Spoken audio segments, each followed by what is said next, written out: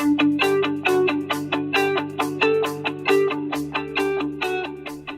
it's great to have you with us for another episode of Marking the Times. I'm Dr. Mark Hitchcock here in my office at Faith Bible Church in Edmond, Oklahoma. And some beautiful weather. Last week or so, we had some terrible ice storms that came through here and did a lot of damage to some of the trees in the area and all. But boy, these last 2 days are just beautiful. And so it's a great day to get up and just to live for the Lord again and serve Him and try to seek with our lives to please Him and honor Him. And I know a lot of people maybe are having some difficult times right now, kind of added into all the other things that are happening. We have all this, some chaos and confusion going on with our elections, and maybe some of the results aren't going the way that many people had wanted. But I want to just remind us of a couple of things. I want to answer a question here in a moment someone sent in, but I know some of you are thinking a lot about the elections, maybe too much. Maybe some of you need to get away from it for a while and not be so focused on those things. But there's a quote by Art Buchwald years ago, and he said, "I don't know if we live in the best of times or the worst of times, but it's the only times we've got." And I like that because these are the only times we've got, and we want to make the most of them. Jesus said, "Occupy until I come," or "do business until I come back." And that's what we need to be doing every day. These are the only times we've got, and we need to be faithful to God and honor Him in them. Another quote I like from Erwin Lutzer years ago, he said, "You can't claim to be standing on the rock of ages, but then live like you're clinging to your last piece of driftwood." And I think that's a good thing to think about. A lot of Christians right now are going around with what's happening with the election, the presidential election, and kind of looking like they're hanging on to the last piece of driftwood. But look, as believers in Jesus Christ, we stand on the rock of ages, Jesus Christ. And those of us who believe in prophecy and believe in the Bible, believe in the God of prophecy, we believe that God is sovereign. He's sovereign over history. And we can't act like we're hanging to our last piece of driftwood and claim to believe in the rock of ages, the Lord Jesus Christ. So let's cling to Him. Nothing's changed in my life today or your life today as we got up. We can do everything we've done before. And let's be faithful to God and let's redeem the time that we have, because the Bible tells us the days are evil. So anyway, that's just a word of encouragement to all of us in these times we find ourselves in. Let me answer this question here quickly. The person writes in, and this is a really good question.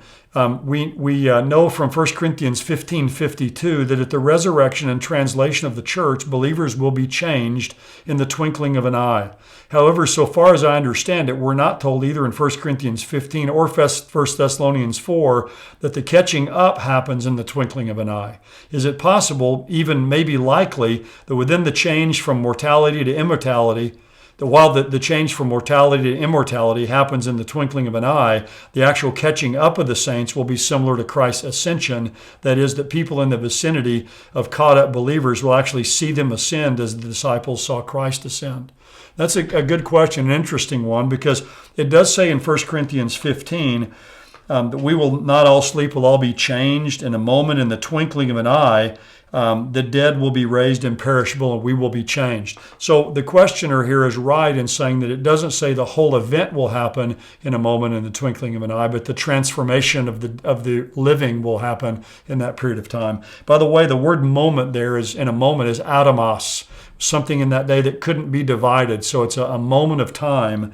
And also it says in the twinkling of an eye. Some take that to be the time that it takes for light to reflect off the eye, but probably just means the time it takes to blink the eye. So it's very clear, as the questioner says here, that this transformation will happen in the twinkling of an eye, but it doesn't say the whole event will happen that quickly.